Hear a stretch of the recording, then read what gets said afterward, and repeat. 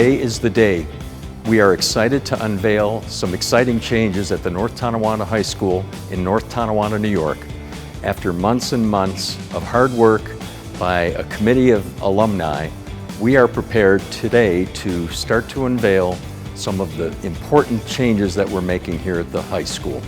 One of the exciting things is a touchscreen system that it's going to allow us to capture the history and display it for all of North Tonawanda's athletics, fine arts, history, so it will really be great to see. And behind me are the window coatings that we have used to display every single boy and girl sports in the history of North Tonawanda. We've got some great pictures going back as early as the 1890s. So why don't you come join us and our donors can see what we have done with their funds that we've raised.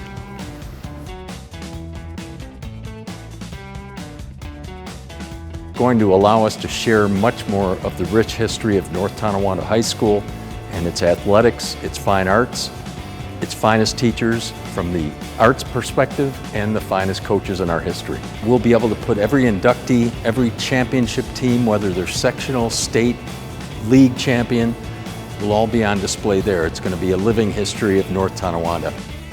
I can't thank you enough for taking the time to join us.